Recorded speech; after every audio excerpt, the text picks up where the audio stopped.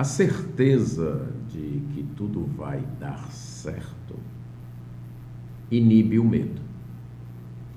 Quando você sabe que tudo vai terminar bem, a ameaça diminui o seu impacto sobre nós. Por exemplo, quando alguém está assistindo um filme ou lendo um livro, que é um livro de mistério, que é um livro de suspense, mas se a pessoa já souber o final, ela fica mais tranquila, ela já sabe que tudo vai terminar bem, então a temperatura, os batimentos cardíacos, fica tudo tranquilo, porque apesar de haver suspense, haver ameaça, ela sabe que vai terminar bem. É como, por exemplo, assistir um jogo de futebol muito importante do seu time, mas você já sabendo o resultado, já sabendo que o seu time ganhou. Então você assiste ali tranquilo, sossegado. Pois é, a certeza de um final feliz afasta o medo de um presente difícil. Esta verdade é declarada lá em Isaías 44, versos 1 a 8. Isaías 44, 1 a 8 diz assim: Agora, pois, ouve, ó Jacó, servo meu, ó Israel, a quem escolhi. Assim diz o Senhor, que te criou e te formou desde o ventre, e que te ajuda. Não temas, ó Jacó, servo meu, ó amado, a quem escolhi.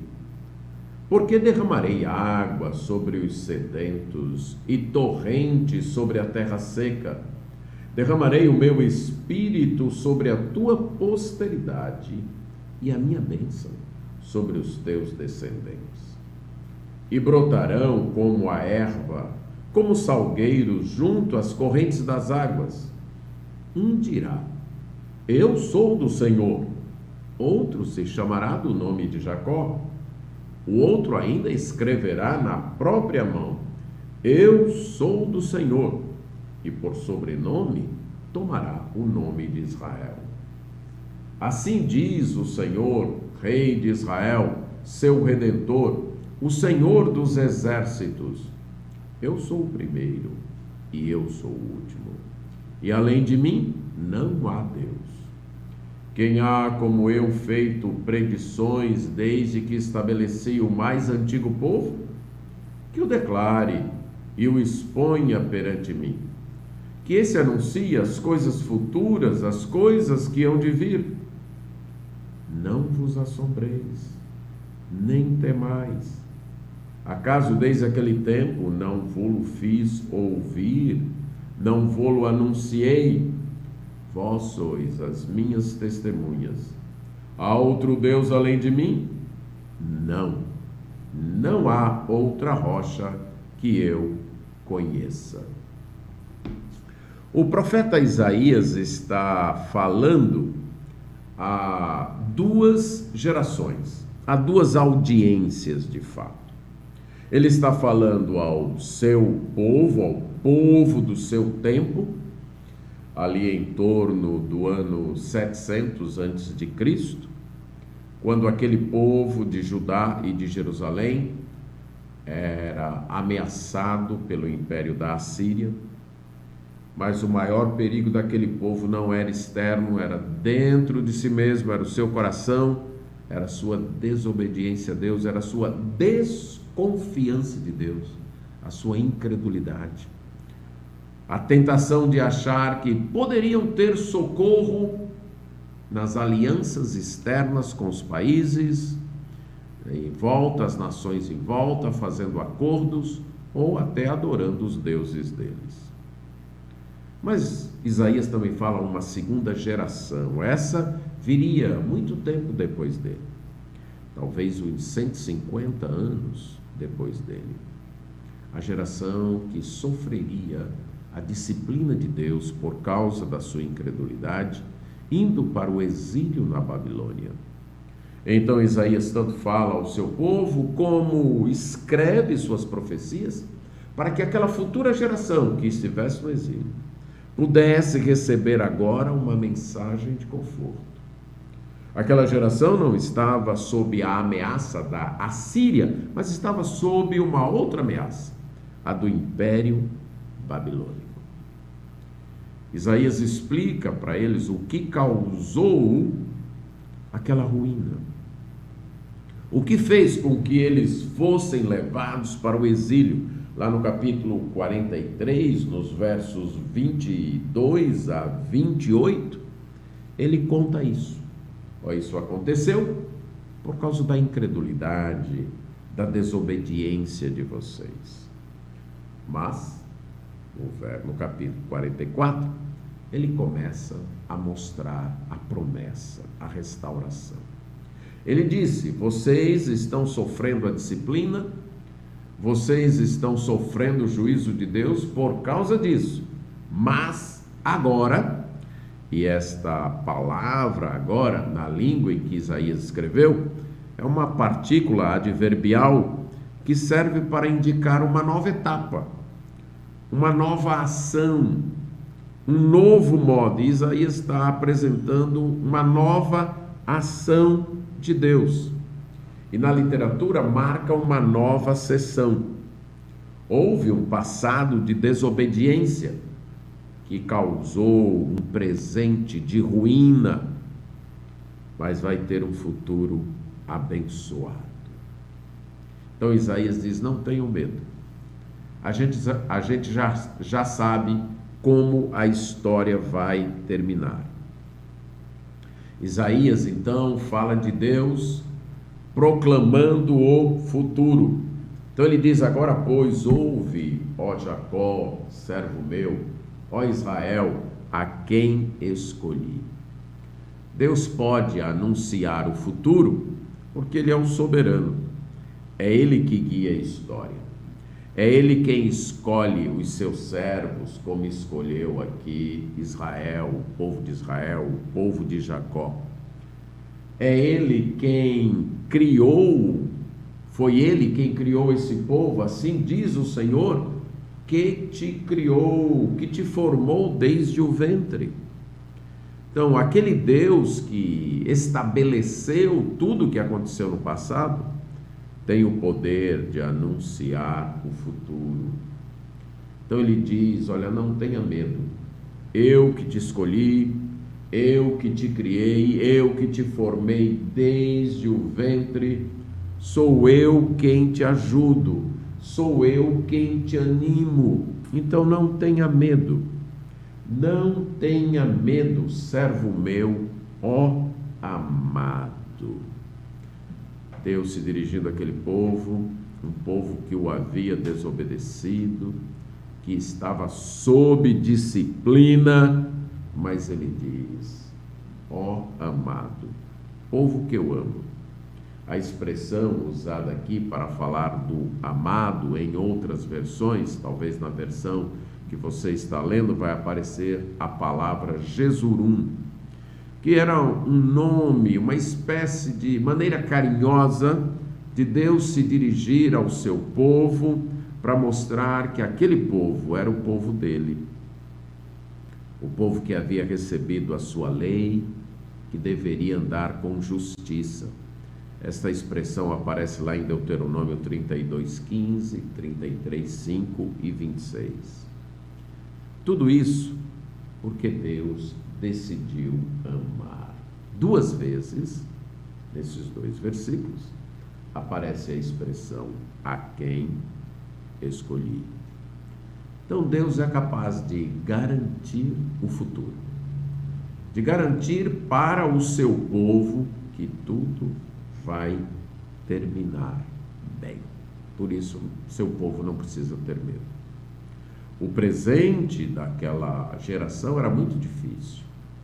Num país estranho, longe de sua terra, o seu templo havia sido destruído, o seu país, a sua terra estava em ruínas, eles eram dominados por um povo estrangeiro, com deuses estranhos, mas Deus disse para eles: não tenham medo. eu sou capaz de garantir o futuro de vocês. Eu escolhi vocês, eu amo vocês, eu decidi amar vocês, eu criei vocês, portanto, não tenham medo. Se você pertence ao povo de Deus, e a maneira de pertencer ao povo de Deus hoje não é nascendo judeu, mas é nascendo de novo, através do Senhor Jesus Cristo, o Filho de Deus, que foi enviado por Ele para pagar pelos nossos pecados. Ele morreu na cruz, pagando a penalidade que nós merecíamos, e veio formar o seu povo, trazer ovelhas para o seu aprisco, como ele disse em João capítulo 10. Tanto judeus como não judeus. Qualquer um, como Paulo disse em Romanos 3, todos pecaram, todos precisam da glória de Deus, e o meio então de Deus alcançar todos hoje é através do Senhor Jesus Cristo. Todos estão na mesma situação de pecado e todos têm o mesmo tipo de salvação, Jesus Cristo. Então, se você, pela fé, arrependido dos seus pecados, entregou sua vida a Jesus, você é parte do povo de Deus. E Deus diz para você: olha, eu te escolhi, eu te criei, eu te formei desde o ventre, e eu te amo, e eu tenho garantido o teu futuro. Não só tenho garantido o teu futuro, como digo que será um futuro feliz. Olha o que ele volta a dizer para que o povo de Judá naquele tempo: eu vou derramar água sobre o sedento e torrentes sobre a terra seca. Aquela região onde o povo de Israel vivia era uma região um tanto semelhante aqui ao Nordeste brasileiro, sem muitos rios. De fato, apenas um rio perene, o Rio Jordão, vários riachos que eram de temporada, riachos que tinham água na época do inverno, na época das chuvas, mas depois secavam, e outros riachos pequenos, alguns lagos também pequenos, o maior sendo o Lago da Galileia, mas não tinha assim grandes volumes de água de modo permanente. Então aquela terra dependia muito da chuva. Se não chovesse, a terra ficaria seca, ficaria com a vegetação morta, cinza. Mas se chovesse, havia uma renovação, brotaria. Se você mora numa região assim, como aqui nós moramos, dá para perceber isso ano após ano. Na época do verão, a vegetação vai secando, vai ficando cinza.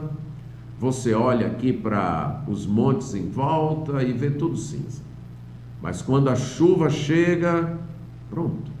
É questão de semanas e tudo fica verdinho. Então é essa ilustração que Deus está utilizando para falar de uma mudança que ele causaria na vida do povo. Ele iria derramar água sobre o sedento, torrentes sobre a terra seca. Esse é um fenômeno que acontece ali nas regiões de deserto de Judá ainda hoje, quando dá chuvas, muitas, não são por muito tempo, mas são chuvas fortes, forma-se uma torrente grande de água. Um grande volume de água sai escoando por aquele deserto. E depois de poucos dias, as flores renascem. Você pode, inclusive, verificar isso aí, pesquisando no YouTube, as torrentes do Negev, ou do Negueb. Você pode verificar. Então, ele está usando essa linguagem. Só que no caso aqui é uma linguagem figurada para falar de um outro derramamento, o derramamento do Espírito. Deus está dizendo, da mesma forma como eu envio a chuva, envio as torrentes, e elas mudam a terra, e elas mudam a vegetação, está tudo seco, tudo cinza, tudo sem graça, e quando vem a chuva, vem a torrente, daí a pouco brota as flores, aquela vegetação verde, as flores e os frutos. Eu também vou derramar o meu Espírito sobre a tua posteridade e a minha bênção sobre os teus descendentes. Eu vou mandar o meu Espírito e ele vai renovar o coração de vocês, e eles vão brotar como a erva, como salgueiros junto à corrente de águas, como aquelas árvores frondosas, bonitas, verdes, floridas, frutíferas, que nascem perto da água. Isso vai acontecer com os descendentes de vocês. É uma promessa feita para o povo de Israel. Um dia Deus vai restaurá-los. Um dia Deus vai renová-los. Um dia eles receberão o Espírito do Senhor. E como uma terra seca que depois da chuva brota, eles também brotarão. Um dirá, eu sou do Senhor. Outro se chamará pelo nome de Jacó. Outro vai escrever na própria mão, eu sou do Senhor, e vai tomar o sobrenome de Israel. Esse derramar do Espírito, que para o povo de Israel como nação ainda virá, já chegou para nós no Pentecostes. Veio para a igreja, povo de Deus hoje, formada por gentios e judeus, e fez nascer um novo povo, fez nascer novas pessoas. Se você, como eu disse, é parte do povo de Deus, arrependido dos seus pecados, já confiou e está seguindo o Senhor Jesus Cristo, essa obra já aconteceu no teu coração. O Espírito Santo já veio sobre você, como diz Efésios capítulo 1, versos 13 e 14, e já te deu uma nova vida, já fez brotar uma nova vida. O teu coração estava seco, mas aí Deus fez brotar uma nova vida. Você agora pertence ao Senhor. É como se estivesse escrito na sua mão, eu sou do Senhor. É como uma moça que ao casar colocou no seu sobrenome o nome do seu marido.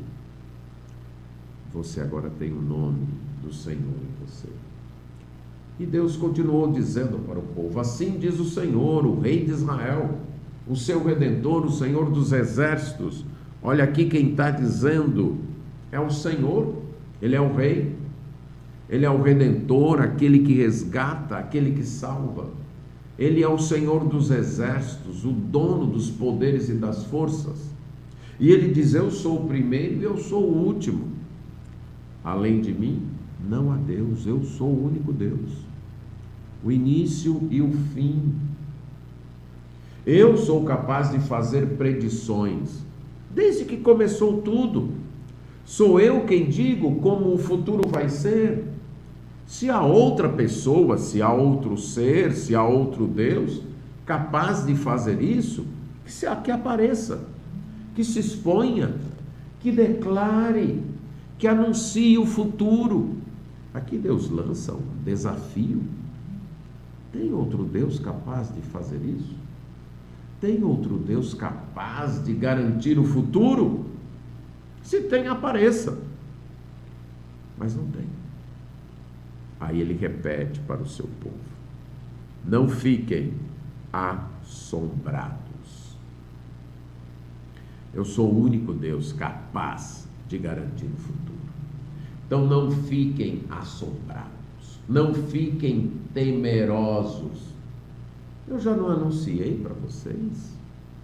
Eu já não disse para vocês como é que as coisas serão?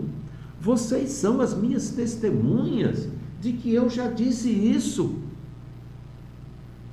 Há outro Deus além de mim? Não, não há. Não há outra rocha. Falando então aquela geração futura, Isaías disse: olha, isso já tinha sido anunciado. Isso não deveria ser surpresa para vocês. Deus já tinha anunciado antes de acontecer. E esse mesmo Deus que antes de acontecer anunciou essa disciplina, esse momento difícil, também está anunciando um futuro feliz, um futuro glorioso. Então não tenham medo. Hoje nós passamos por momentos difíceis, mas não deveríamos estar surpresos. O Senhor Jesus Cristo disse: no mundo tereis aflições. O apóstolo Paulo também disse que os últimos tempos seriam tempos terríveis, tempos ferozes. Nós não deveríamos estar surpresos. Sofrendo, sim. Entristecidos também. Mas surpresos não. E nem desesperançados. E nem desesperados.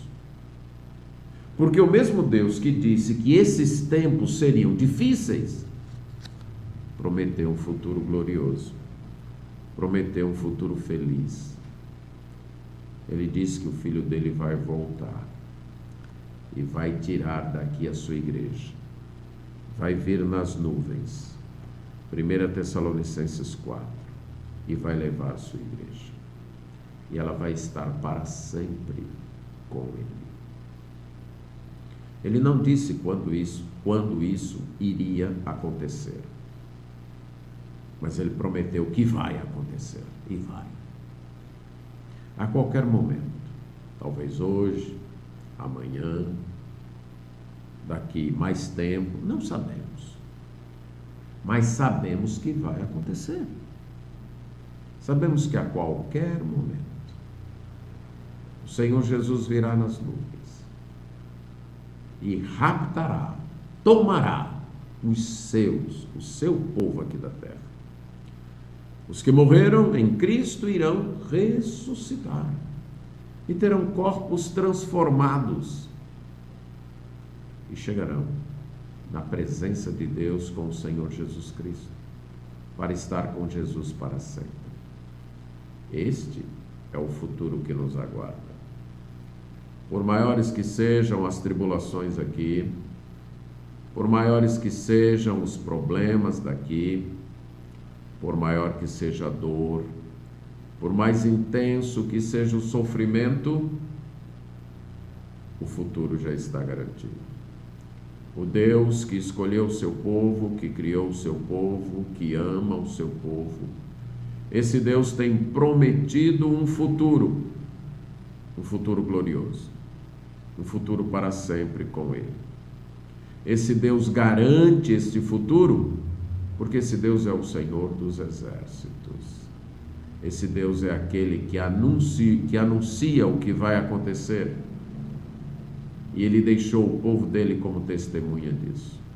Então, não fique assombrado, não fique assustado, não fique temeroso, não tenha medo. Deus já garantiu um futuro feliz para o seu povo. Com esperança, aguardemos. Amém.